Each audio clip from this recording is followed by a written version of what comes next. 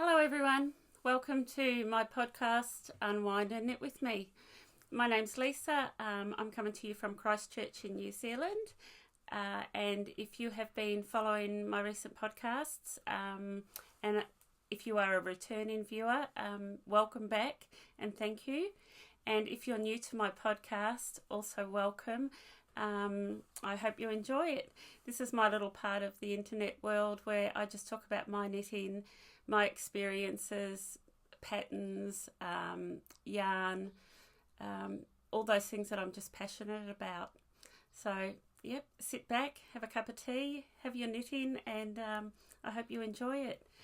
I am 4 weeks post back surgery. I had, it's been 4 weeks. If you've been following me, you would have heard about that. My progress is going well, so thank you everybody who has made inquiries. I am feeling a bit better this week than what I was 2 weeks ago. So yeah, every day is a better day. So yeah, thank you, and yeah, let's get into it. To everybody that has subscribed to my channel, thank you very much. If you're viewing or you're a new viewer and you haven't subscribed, please hit the subscribe button. Makes a big difference, gives me the motivation and encouragement to keep going. It means a lot. So yeah, please subscribe to my channel. You can follow me on Instagram. I'm not very active, but I am on Instagram. I do post every couple of weeks, and it's Lisa NZ Knitter, and I will leave all the links below to everything I talk about today. So, yeah. Also, our Ravelry page we set up a couple of episodes ago under community and groups in Ravelry. It's called Unwind and Knit with me. So please come over and make yourself welcome on that thread if you like. It's really just introducing yourself and sharing what you're doing, whips or neffos. Yeah, we're slowly creating quite a nice little community. What we're going to do with that next year, early next year in January, is set up a couple of new threads. So for those that have been following me, I set myself a challenge every year to do something new and adventurous and step out of my comfort zone. So next year's challenge is actually a Marie Wallin jersey. And when I started talking about this, I had quite a few friends and viewers tell me that they were also keen to do a Marie Wallin project. And so, yeah, there will be a thread for that, but the main thread that I'm going to do is just going to be called 2022 challenges, and we'll probably run that for most of the year. But what that's about is anything that you do new, or if there's any challenge that you want to take on, anything. You may be knitting your first pair of socks or your first top-down jersey. You might be knitting the rounds. You may be doing your first piece of colourwork. So we thought I'd run a thread there called 2022 Challenges. So there will be a little bit go on next year in our Ravelry group. So yeah, keep an eye on that, and feel free to post any comments or photos of what you're doing, because I do get on and have a look at all of them. I feel that I share everything that I do with you, so it's really nice for me to go on and have a look at what some of you are doing. So, and I know that some of my friends have said to me that they go in and view everything. So, yeah, it's not a waste of time. Yeah, I think it's growing into quite a neat little community. And what's exciting about that is we've got people from all over the world, not just little old New Zealand, but the UK and America and Canada, I think India and China as well, Japan. So yeah, welcome to all of you. It's really exciting. So thank you. Thanks for that. Normally I would tell you what I'm wearing, but I'm wearing a t-shirt. It's not very exciting. It's actually very hot here today in Christchurch. And this little room, which is my little craft room, doesn't have good ventilation. So I just thought I just had to wear a loose t-shirt. It's just too warm, so I can't tell you what I'm wearing. Well, I'll have to have a surprise for the next one. But I do have one finished object, and it's a pair of socks. I have been working on these for a little while, and I finished them during my recovery after my surgery. They were just a nice simple thing to work on. It's just a vanilla sock, nothing fancy, but I just love self-striping yarn, and this colour, the colour wave in this just made me smile. It's just a happy colour. I am going to gift these for Christmas, but yeah, I just thought I'd show you. There are two. Yay. I finished them. What I did do a minor alteration, which I thought I'd share with you. It's a standard sock pattern, which is 64 stitches, 32 each side. After about 8 centimetres, I actually did a 4 stitch increase, 2 on each side, because my legs aren't skinny pins. They actually bulk up a little bit through the calves, so I wanted extra room in the leg. So I did do a 4 stitch increase, and with the bind off I did a 2x2 rib around the top there, and then on the last row I knitted one whole round in just knit, and then I cast off in knit, and it gives you this really nice stretchy bind off, which I think is really important in socks. I have done socks before and I've had to pull out the bind off because they've been too tight. So yeah, a friend shared that with me, and I've since shared it with a couple of other friends, and it's sort of our go-to sock cast off now. So yeah, do your rib as normal, one row knit, and then cast off in knit. See how you go. Hope you like it.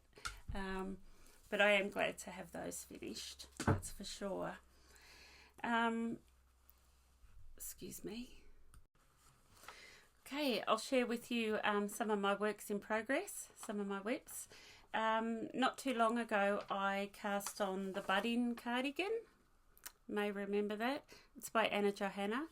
I've actually seen her patterns appearing quite a lot, and I've actually becoming a bit of a fan. So if you're looking for a new designer, it might be worth jumping onto Rav and having a look.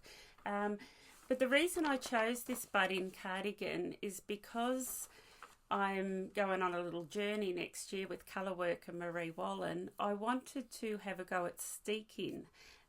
Steeking is something I've never done, and I think most people it's quite daunting when you first talk about it and think about it, cutting into the middle of your knitting. But I have done a bit of research and I'm quite excited, but I thought a nice easy project for starting made sense, rather than doing a big complex colourwork project and then maybe getting it wrong. So this is this pattern is designed to be steeked. It's knitted in the rounds. So that is what I have been working on. I will show it to you. I have made pretty good progress. We go there.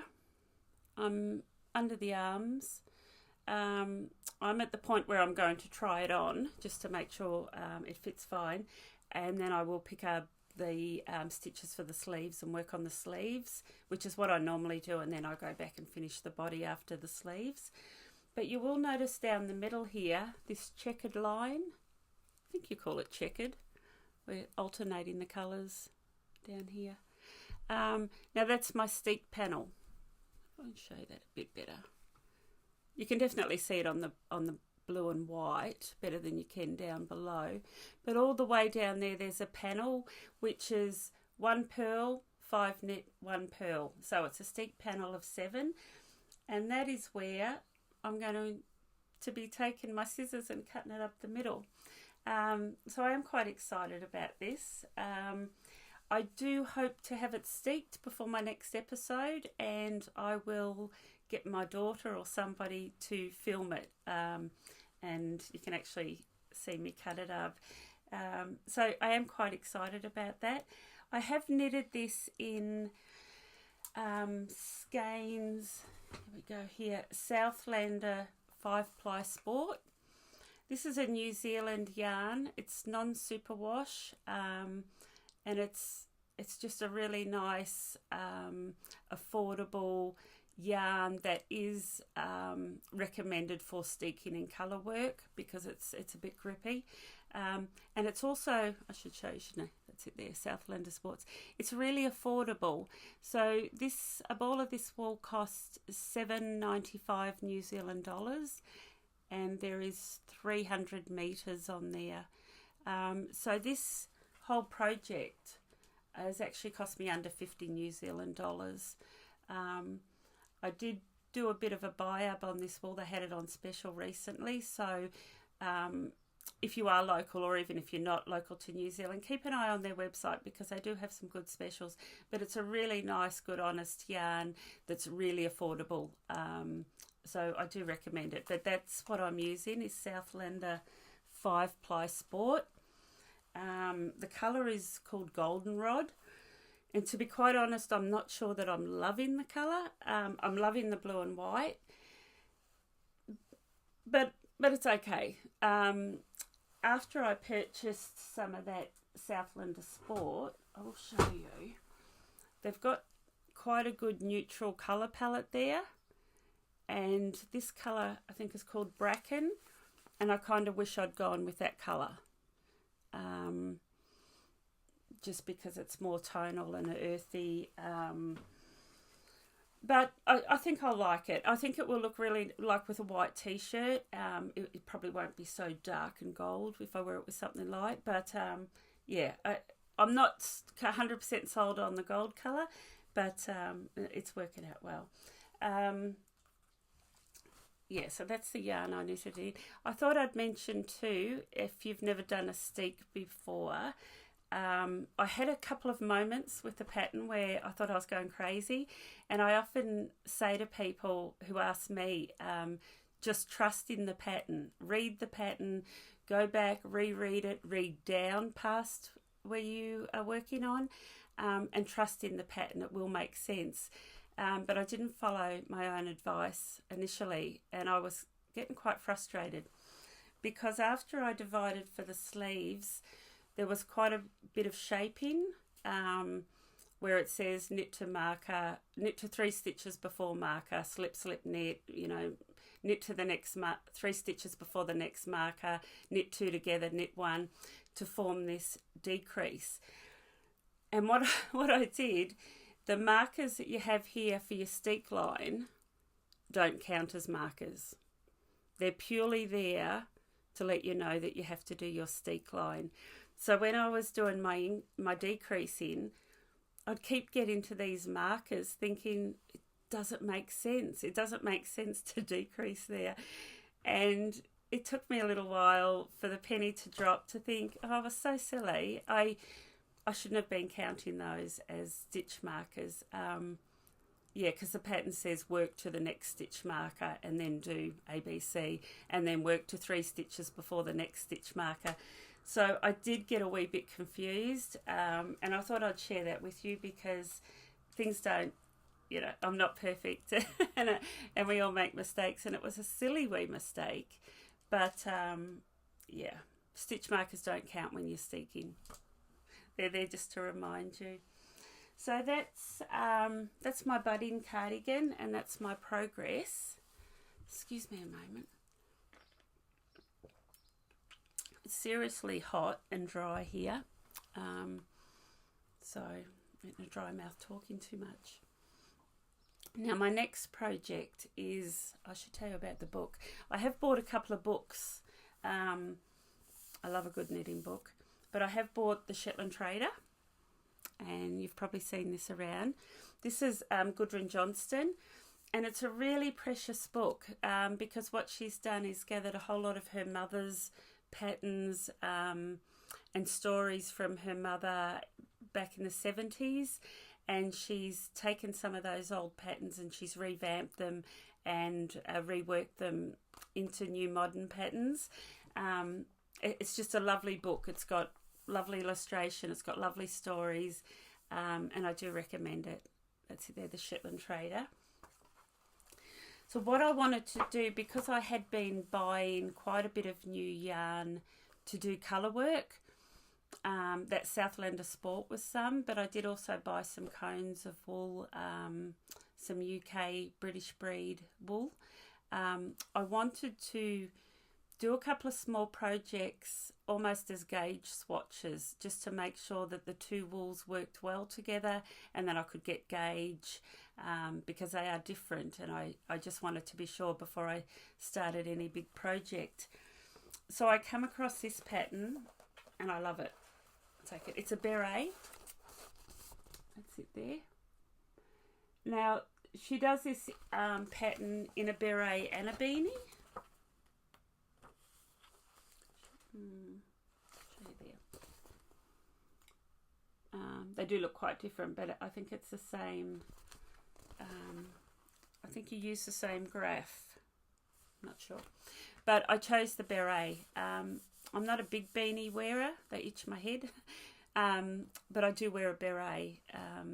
So that's what I'm working on at the moment, and the pattern's out of that book. And here it is here. So, I mean, I haven't made a lot of progress. I have done the band and I've started the colour work. But I have got a combination of the Southlander Sport. I'll show you my 5 colours. See if I can get these all up. So they're my 5 colours that I'm using. It's a dark charcoal, the bracken, the oatmeal, and then the 2 top colours, a yarn that I bought from, it's a British Breeds yarn. I went Harvey's with a friend and we bought some cones, so I've just wound off some small quantities for the beanie. So because they're different yarns, like I said, I wanted to make sure they work together well, and I'm pretty happy with that. But I do hope to have this finished before my next podcast, and I'm really excited about it because the colour work's really pretty and it comes up into a crown with a lot of detail, which hopefully I can show you in my next podcast. So yeah, that's what I did there. And something else very different on this pattern, the cast on was 2 long tail cast on, 2 twisted German cast on. 2 long tail, 2 twisted German. I've never seen a cast on like that before, and I had to keep referring back to the tutorial for the twisted German cast on. There's quite a few moves involved, but it's a stretchy cast on, which is why she recommends it, but it's also has a really lovely finish. So yep, there's another new technique that I've learned, combining 2 very different cast-ons, one very easy one and one not so easy, but with a really good result. So that's my beret, and can't see much of it, but I hope to show you, I hope to have it finished actually. I think the next couple of days here are meant to be really wet and raining, so I'm hoping that I might actually get a lot of that done this weekend. So yeah, that's my beret, and like I said, Shetland Trader, I really recommend it. It's a beautiful book. Pop that aside. And the other project which I've been working on, which I have showed you before, and that's the Sunday Crew by Kate Oates. That's it there, the pattern. It's a paid for pattern on Rav. I haven't made a lot of progress. I have divided for the sleeves. Down here, and there's a lot of just really easy knitting now. It's just stockinette stitch in the rounds. It has got quite a large neckline, which I do normally like, but I am thinking I may put a few rows of rib on that. The pattern doesn't call for that. The pattern just calls for pick up and knit a couple of rows and cast off. So you've just got this really open, rolled down kind of loose neck. I'll try it on before I decide for sure, but I'm thinking I may do a wee rib. But I think I'm really going to enjoy wearing this. It's really light. So I'm holding together a 3-ply alpaca and a lightweight mohair for this one. So yeah, I would like to get that one finished too. It's been hanging around for a little while, fortunately. the other thing I'll share with you, back to my Marie Wallin journey that I'm going to take in January. I ordered the kit for my jersey, and when I ordered it, I actually said to my husband, I'm going to order this yarn kit, and it's coming. I ended up getting it from America, which I don't advise because the freight's a nightmare. If you do want to order a kit, I would go directly to Marie Wallin's site and get it from the UK. That's if you're on this side of the world, if you're in Australia or New Zealand. But I did order it. I sort of said to him, oh, well, it won't arrive for quite a while and you can put it away for me for Christmas. And he said, oh, yeah, that's a good idea. Well, the parcel arrived while I was in hospital. And he got to it before I did. And I still haven't seen it. He's hidden it on me and told me I can't have it till Christmas. So, which is quite exciting because I'll have something to look forward to under the Christmas tree on Christmas Day. But I really thought I'd get to like feel it and smell it and just savour it for a little while. But I actually haven't laid my eyes on it. But he did agree to go through the parcel and give me the book because I ordered the book as well. And it's the jersey I'm doing is that one there that's on the front cover. I'm so excited for it. Really excited to cast that on. Once again, this is a beautiful book. I think it's got about 12 patterns in it. And there is a cardigan in there that I want to do to steek. So, which is why I'm practicing my steeking. I just get so excited when I look at this book. It just, I don't know whether it's the challenge. I hope I'm not biting off more than I can chew. I know it's not going to be a fast project. It's going to take a while, but I'm pretty excited to do it.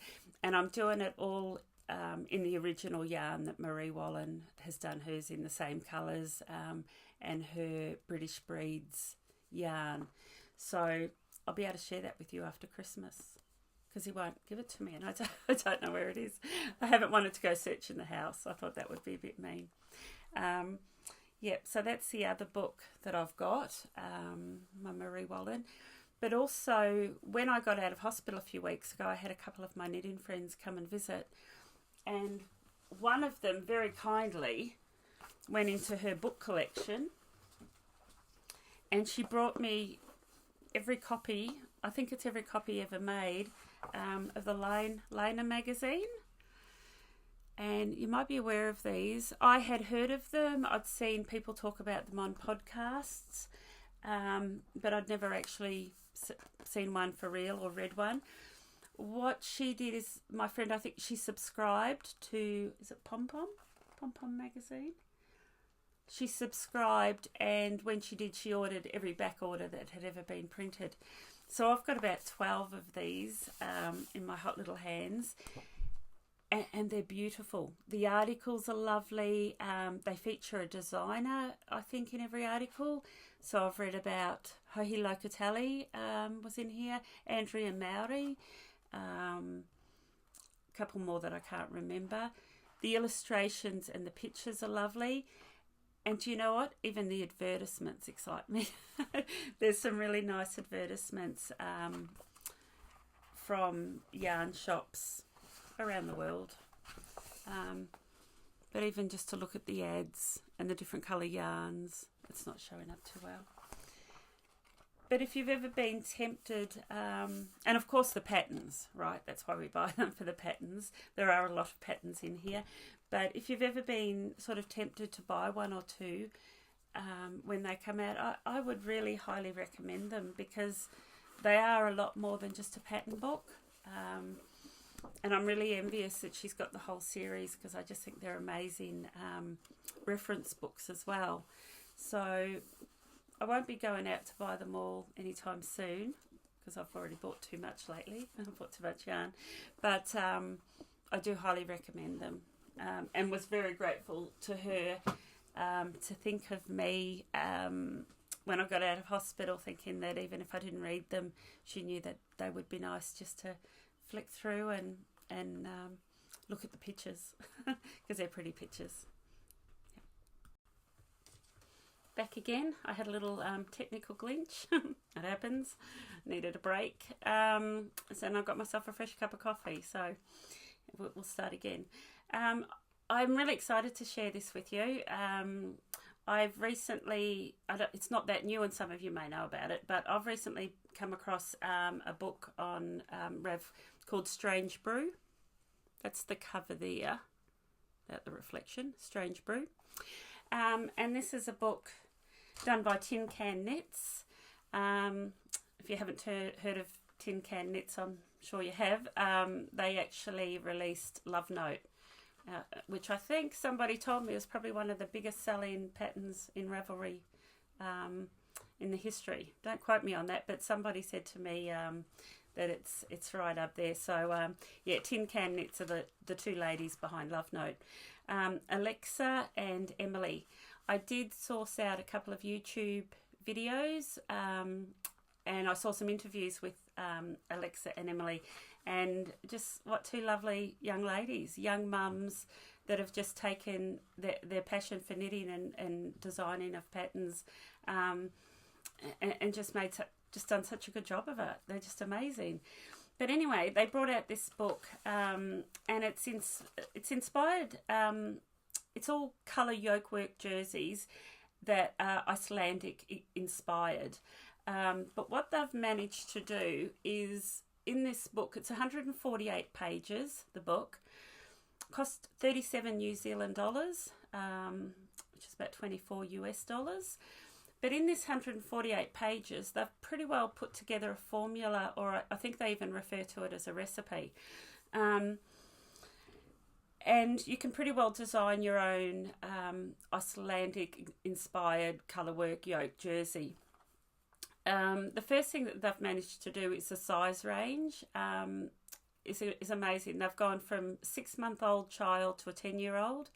They've gone extra small ladies to a 4XL, and then a small men's up to a 4XL in men's. So the size range is incredible. So first of all, you pick what size you want to do. Then they've gone as far as giving you the pattern for 3 different yarn weights. So your 10-ply Aran weight, your DK 8-ply, or your 4-ply fingering. So then you can select the yarn that you want to use. And then, of course, they give you the gauge and the needle sizes that you need. The needle size you need to achieve what gauge, depending on the yarn that you use. There's a full page that guides you through a complete guide of measuring to make sure that you get the right fit. And then there's so much explanation that it's an amazing reference book that you could refer to quite a bit. So in it, they give you an explanation and a choice of either doing top down or bottom up. So that's another choice you get to make. Your yoke shaping, pattern placement, hems, cuffs and necklines. You get to choose all of those. They talk about short row shaping, waist shaping, short sleeves, if you want to do a crop version. They also touch on steek instructions if you do want to do one of these sweaters and then steek it into a cardigan. And at the end as well, you're left with this amazing like a swatch library of all of the graphs that you can then use in other designs and other patterns, which is just amazing. They do talk about swatching, and they've gone as far as given 2 patterns, one for a beanie and one for a cow, and you can knit those as short projects just to test your gauge. You can use them as a swatch, but also so you can play with the colour and make sure you're happy with the way the colours playing together, your yarn choices. So before you start a full-on adult size colourwork jersey, you can start with a small project to like the beanie or the cow to get that right. They also there's a whole reference page given to floats and yarn domination, which is important in colourwork. And then they also go as far as finishing the garment, sewing in the ends, how to block it, how to care for it, and how to store it. So all of this in that one book, and there's 14 patterns to choose from with all that information. I'll show you the 14 patterns. So what actually first drew my eye to this book was this anniversary pattern that I'd seen quite a bit on Instagram. And it's probably the one that I want to do, the ladies one up there. So, and you can see there's different necklines, but that's the anniversary pattern, so that's included. So another pattern that's included is the moraine, which is really lovely. And you can see in all of these patterns that some of them have waist shaping, some of them don't, some of them are cropped, some of them have different necklines.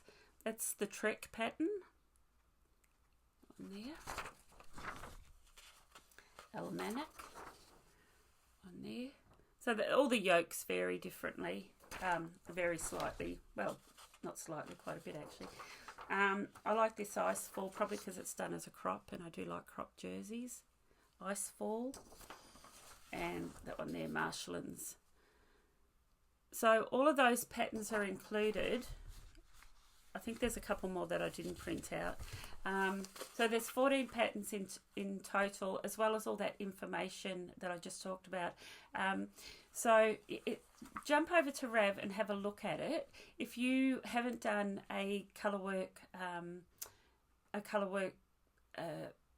project or a yoke colorwork, top down or bottom up, and you want to, this is your first one, I would really recommend this as a reference for the price. There's so much information in there that I've really had to just give a shout out and just tell you how amazing that I thought this book was. Yeah, so that's called Strange Brew. I will, before I go on, I am really keen to cast one of those on as part of my whole colorwork jersey that I want to go down, and I have I think I've mentioned it in previous podcasts and earlier on. A friend and I bought some pure British wool from sheep raised in England. We bought some cones, and this colour's like an oatmeal. That's it there. And that's what I'm going to use to do one of my Strange Brew jerseys.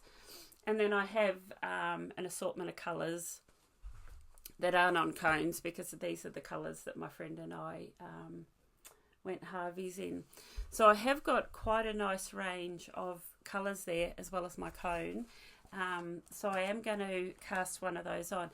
And I haven't decided whether I want to cast it on for me, but I'm actually thinking I might do a men's one for one of the male friends in my life. But I'll think about that over the next couple of days. But this is going to sound really strange. What really excites me is knitting off a cone. I've never knitted off a cone before. And for some reason, it's maybe just because it's a novel idea, maybe because there's no join. There won't be ends to sew in. It's all one big piece. Once I finish the colour work, of course. And it certainly won't be a portable project. It's not the sort of thing I can throw in my handbag. It's the sort of thing I will knit from home. But yeah, the idea of a cone has got me quite excited. But like I said, it might just because it's a bit of a novelty. But yeah, so that's what I'm doing there.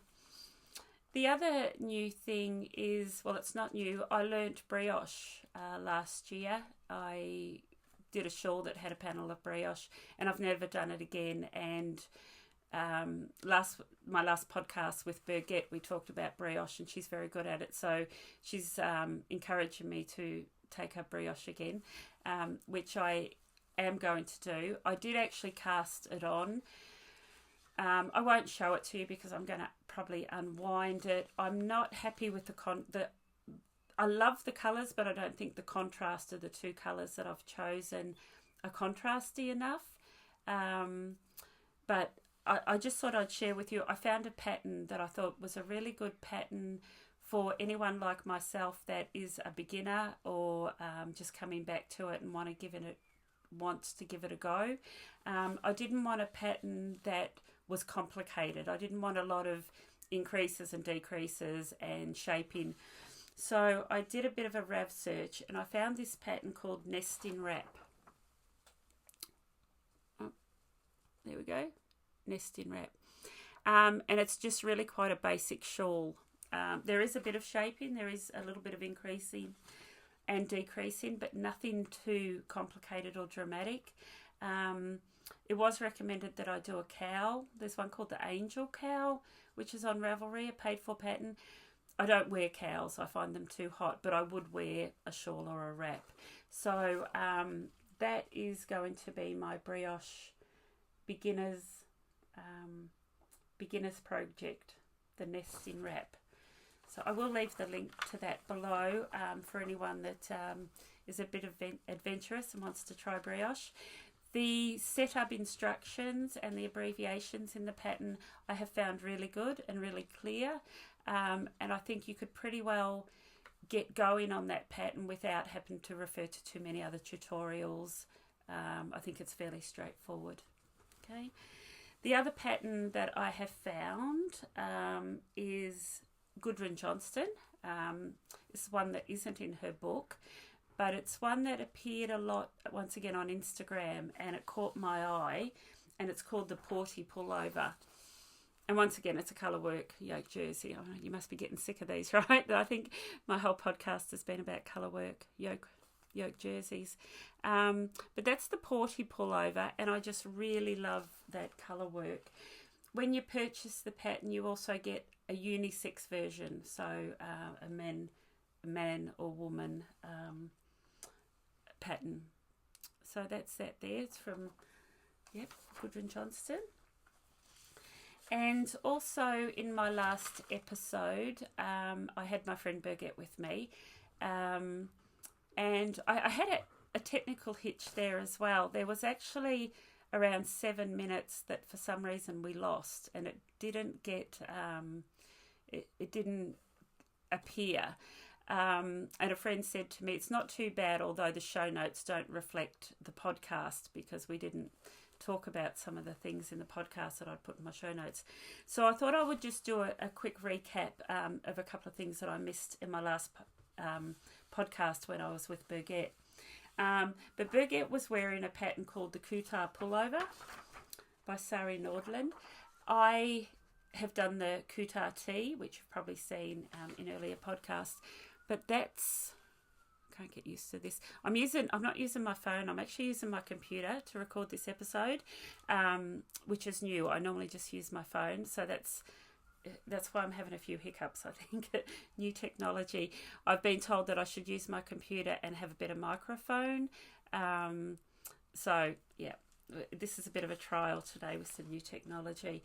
But it's a lot different working on a computer because everything's reversed for me as opposed to when I use my phone to record. But there we go, the Kutar Pullover. What I love about this, you see that there? The detail on the sleeves and also the detail in the yoke, but the sleeves were beautiful. So Birgit was wearing this on my last podcast, and she had knitted it up in a yarn called Holsk yarn from Norway or Denmark, I can't remember. But it is a yarn that we spoke about. It is a yarn that I was hoping to have here today to show you because I have ordered some, but it's not here, so I will, it should definitely be here by my next podcast. And this yarn is has amazing stitch definition, and it showed in the one that Birgit was wearing. So I will show you the yarn when it comes, but you could use any light 4-ply for this pattern that had good stitch definition. It's a really beautiful jersey. It looked lovely on her. It was really nice.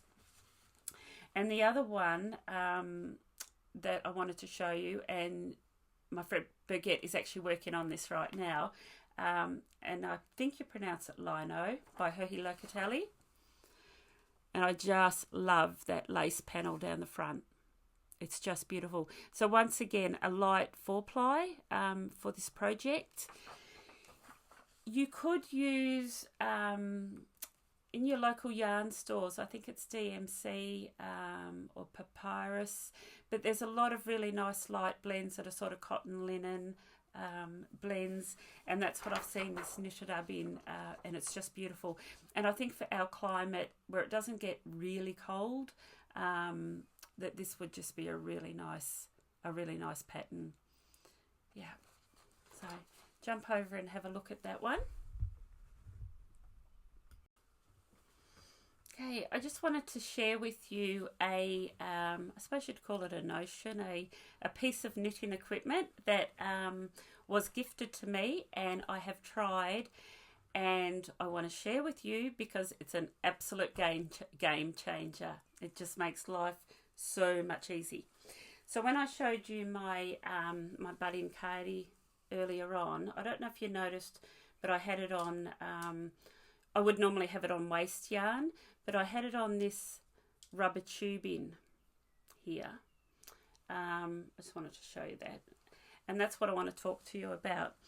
So you may have seen it. I have seen a brand in America, and it's called Barber's Tape. But I don't want to bring anything out of America at the moment because of the freighting problems. But Petite Knits do one. And this is the one that was gifted to me. Now I'll just show you the packet there. Petite Knits, put your stitches on hold. Pretty simple. Now they really are just a rubber, not a rubber, just a plastic, very fine plastic tubing. Now in this packet you get two lengths. So you get a 1 meter and a 1.5. So the 1.5 is ideal to for the body, and I've been using the 1 meters for when I want to put my sleeves on hold.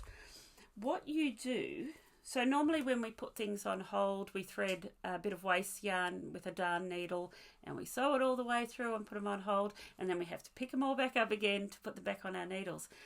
What you do with this tube is you just feed it onto the end of, you literally just feed that tube, it goes on very securely. You get your knitting needle and you feed it into the end of the tube, and then you just push all your stitches onto the tube, and it takes like 30 seconds. After 30 seconds, all of your stitches are on this waste tube. Then you've got the flexibility to try it on, do what you have to do, block it, whatever you would normally do when your garment's on waste yarn. But then when it comes back to knitting your garment, you do the same. You just put the needle over the tube and you just slide all of your stitches straight back on to your needle. And the funny thing is, it's the most simple concept. It's literally just a little bit of rubber tubing. And for me, it's just a game changer. What I find is I'm a lot less hesitant to stop and try things on as I go, because normally it would take me half an hour. I'd have to sew all, put my waste yarn through and try it on and then weave all those stitches back onto my needle, where this literally takes 30 seconds. And I find that I'm more comfortable just to stop and start and try my garment on as I go a lot more often than I would be, because it's just so easy and so simple. So I did a wee bit of research. They come from Petite Knits. And once again, I think it's Denmark. They're coming out of Denmark. And they're relatively inexpensive. They're about $5 New Zealand. I have bought some and a couple of other things from Petite Knits, and the freight was around $20 New Zealand.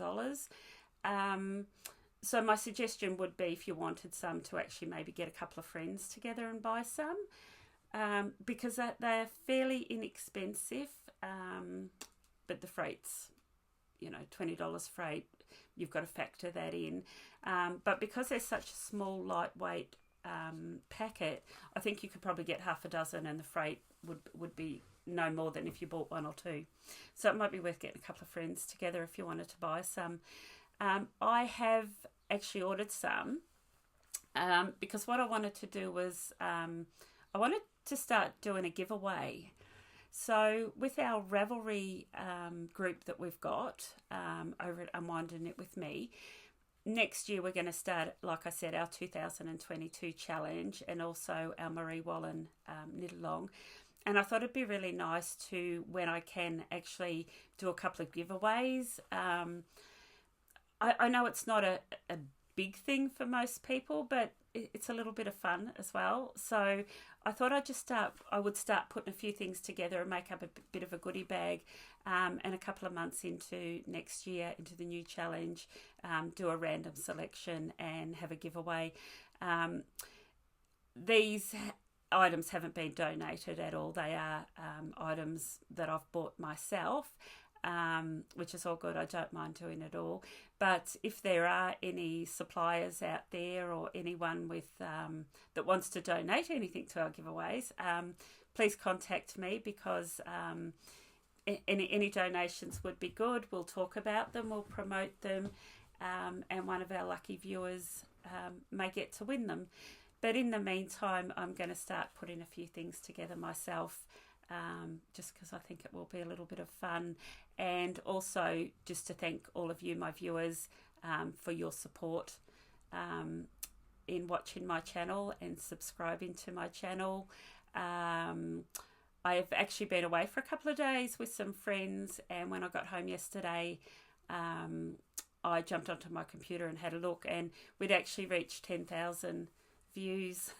So for me, that's quite a big milestone. I'm sure in the world of YouTube, it's only a very small step, a very small milestone, but for me, I thought that was quite outstanding, considering that it's just me talking about my knitting.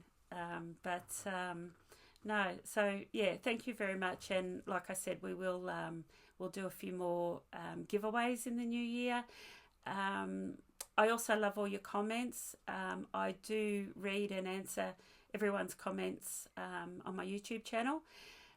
So thank you. Keep them coming through. If there's anything that you want to ask me, or anything you want me to cover, can't make promises, but I will try to help. And I think that's pretty well me ready to wind up this episode. So once again, Unwind and Knit with me on Ravelry in the community group. Leave some photos. I love seeing what everyone else is knitting, because as much as I hope I inspire you, you guys inspire me a lot as well.